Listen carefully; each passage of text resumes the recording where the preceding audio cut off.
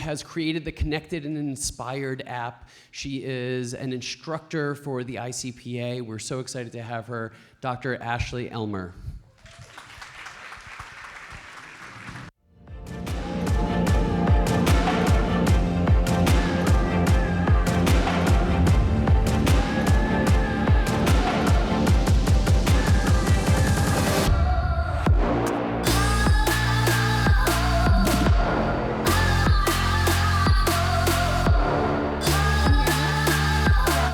Dr. Ashley Elmer, and I'm so excited to be with you all here today to talk about postpartum mental health and wellness.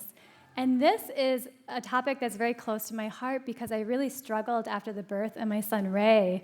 And there's ways that we can ease this postpartum transition and really help moms tap into states of love and joy and connection. And chiropractic is a really important piece of this.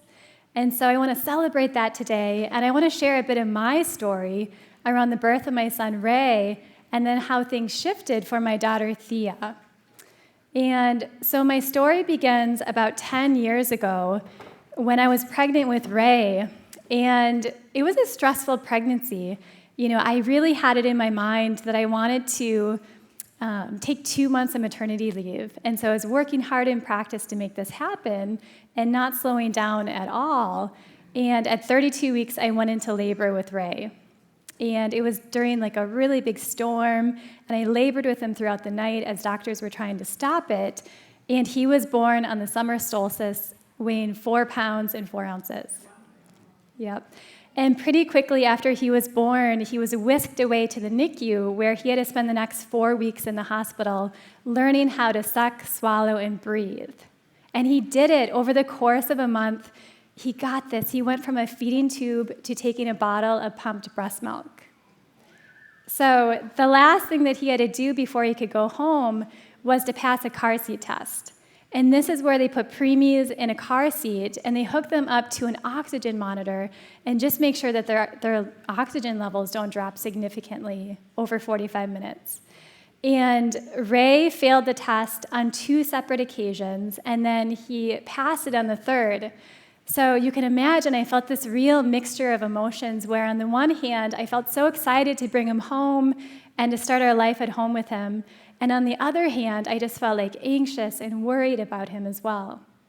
So with these emotions, we packed up the car. It was on this hot August day. My husband was driving. I was in the back seat with Ray to make sure that he was okay. And we prepared for our half-an-hour drive home, and as we were pulling onto the interstate by downtown Minneapolis, our car overheated, so we had to pull to the side of the interstate on our way home, and luckily I remembered that I had a friend that practiced just a couple of miles from where we're at, so I called her, and she came and she picked us all up. We got the car seat installed, and she drove us the rest of the way home.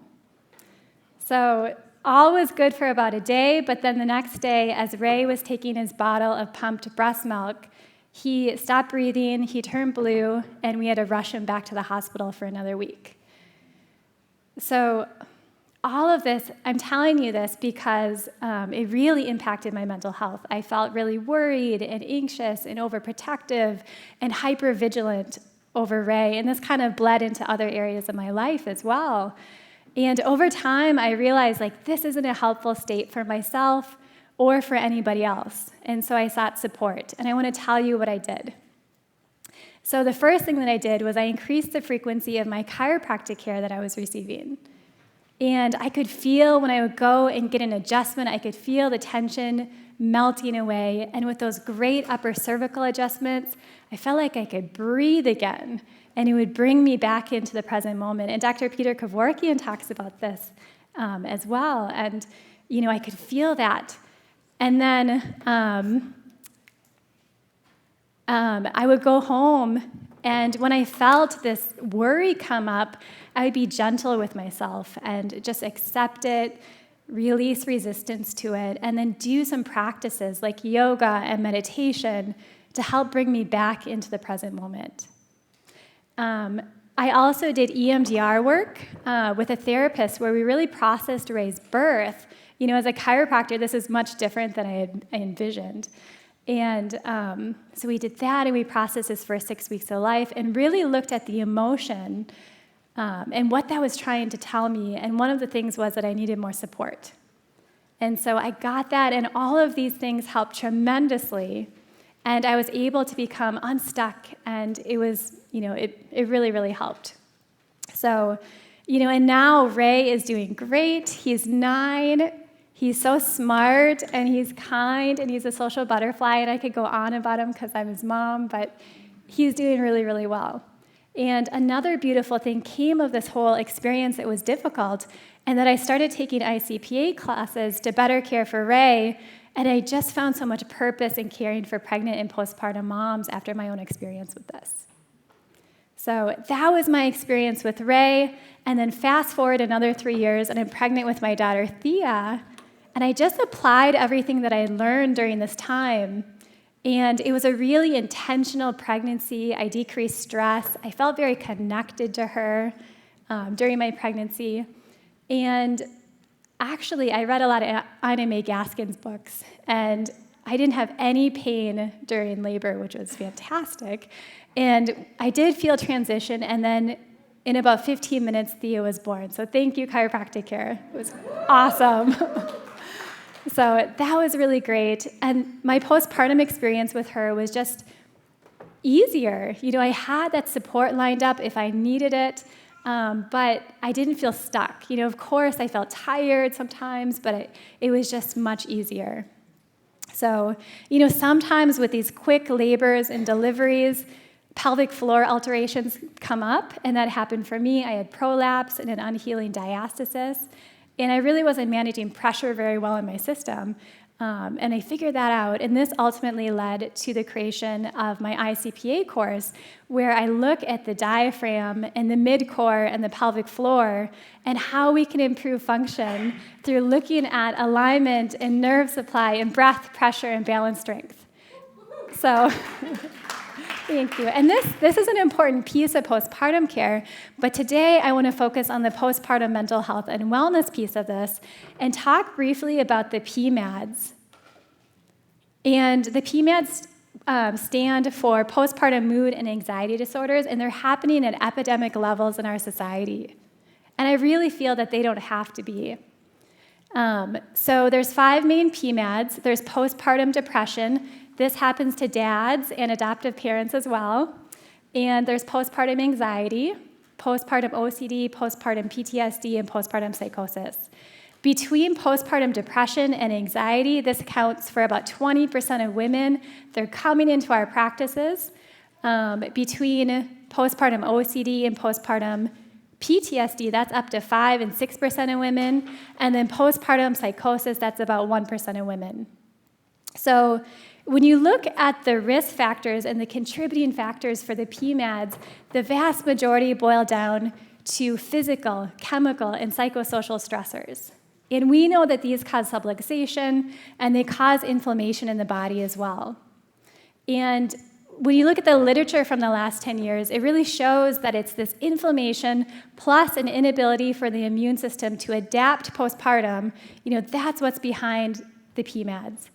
And I just want to note that there's this normal increase in inflammation that happens in the 3rd trimester into the postpartum period. That's totally normal. It's natural. It happens for a reason. Our bodies are smart. But it's just when we add in these other physical, chemical, and psychosocial stressors, a poor diet, lack of support postpartum, a stressful pregnancy, that it can tip women into experiencing the PMADs. So can you see how chiropractic can be so important here? Because we help the nervous system become more resilient and more adaptive and more resilient to stress, right? This is huge. This is a really big deal for postpartum moms to have this continuity of care from preconception through postpartum and beyond. So how do we pick this up in our practice? I think as chiropractors, we're really lucky in that we get to know our practice members, and so observation goes a long ways.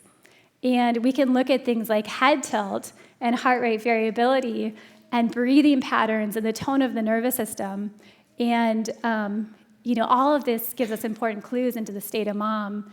You can also do a self-reported questionnaire like the EPDS form. And this will help pick up postpartum depression. It's not going to help pick up the less common PMADs, but I think coming back to our familiarity with our practice members and asking them how postpartum is going and asking them, open-ended questions about this and asking about their stress levels all, will definitely help us see who needs more support. And then when we find someone that needs more support, increasing chiropractic care and giving them referrals for therapists and functional medicine doctors and naturopaths, that's all really important. And I think, too, posting some key phone numbers in our bathrooms and maybe on our apps or our websites for moms that aren't sharing this with us, they can still access that support. So now I want to shift gears and just talk about how we can go upstream to preconception and pregnancy to make a difference postpartum. And this is through decreasing inflammation, this is through increasing stress resilience, and increasing emotional regulation and support postpartum. And chiropractic is a big piece of this. And often women will fall off of care during the postpartum period. So how do we get them to have this continuity of care? Because it's important for a sense of coherence. I think education plays a big role in this, where it's just whatever resonates with us, if it's our online classes or, maybe it's our table talk or report of findings. And I think a key thing is really including postpartum into pregnancy care plans if we can, and then embodying the benefits of what we provide, because when we do that, our practice members will follow through on our recommendations when we have that confidence. And then educating about movement and how that can help with stress and inflammation, and diet as well. And we want to recommend an anti-inflammatory, nutrient-dense diet. This will be really impactful. Of course, all the beautiful supplements and the omegas. I just want to mention one supplement today. It's Lactobacillus rhamnosus. This was in the literature a few years ago. And they looked at it and they gave it to women in the second and the third trimester and into the postpartum period. And women who had this had lower rates of postpartum anxiety and depression. So this makes sense, right? Because of the gut-brain connection. Yes, so when we can heal up the gut and take care of it, this is going to lower, inflammation throughout the body. And then, lowering stressors where we can. Maybe it's household products, beauty care products, those chemical stressors. We can't always lower lifestyle stressors, and this is where the emotional regulation piece comes in, where we can do practices such as yoga and meditation and breath work, and prayer, whatever resonates with mom, to really help mom tap into these beautiful states. And so I want to take a minute here and go through a breathing exercise with all of us, where we're going to elongate the exhale just a bit longer than the inhale. It's a calming breath. So you guys ready? We're going to breathe in for 4 seconds and out for 7 seconds. So let's breathe in for 4, 3, 2, 1, and out for 1, 2, 3, 4, 5, 6, 7. And then another round. So we'll breathe in for 4 and feel this nice 360 breath all the way down to our pelvic floor. And then breathe out for 7 seconds. And we feel the breath move from the bottom up. And these smooth, deep breaths activate the vagus nerve.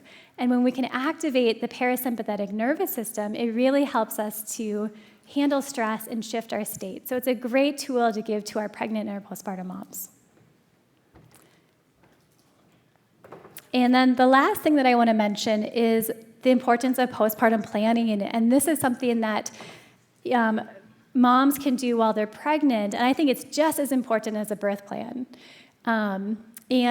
Cultures from around the world have known for a very long time that caring for moms, especially in the first 30 to 40 days postpartum, it's really helpful to help mom heal and connect with baby and get the self-care that she needs. And giving mom these warm, nourishing foods, this is helpful for hormones to balance out and the immune system to reset postpartum. And it gives time for this rest time gives time for this beautiful skin-to-skin contact, which releases oxytocin, and, to establish breastfeeding, which is very protective of mental health as well. So that's that piece. And, in our modern day society, figuring out how moms can get the support, maybe it's through family and friends and community, or maybe it's through hiring support in the form of a postpartum doula as well, or, setting up a meal plan for moms to make this easier. And figuring out nutrition in the first 30 days, too. So that's very simple. And now, postpartum, we want it to be nutrient-dense, anti-inflammatory, healing, and easy-to-digest foods. And there's some beautiful foods that moms can actually prep and batch cook during pregnancy and freeze. And so, that's one way. And just, maybe having grocery deliveries, just making this very simple so moms have nutritious foods. And then making sure moms are tapped into community so that they can share their joys and their struggles and tap into a wisdom of the group and get their social vagus needs met. And then, thinking through preferences during pregnancy to take the stress off of postpartum, thinking through vaccination preferences and co-sleeping and breastfeeding, this is all really important. And maybe preferences around boundaries, like maybe some technology boundaries if it resonates with mom, limiting the news or not watching the news or not doing social media for a time during the postpartum period. Maybe having some boundaries around how often mom wants to check her phone and get back to people and letting them know so that she can really focus on the healing and the connection and the self-care that's important. So to wrap this up, I just want to say that sometimes birth and postpartum and life is unpredictable, but when we have these beautiful practices in place and when we have community and support and chiropractic care, it really helps ease transitions and helps us reach these beautiful states. So if this resonates with you, I want to invite you to join. I have a postpartum, it's a free postpartum community. It's called the Postpartum Joy Community that spans professions. And it's a great way to find other like-minded providers and form these beautiful ecosystems that are so important for caring for postpartum moms. So with that, thank you all so much, and I'd love to connect with all of you if you have any questions or comments. Thank you.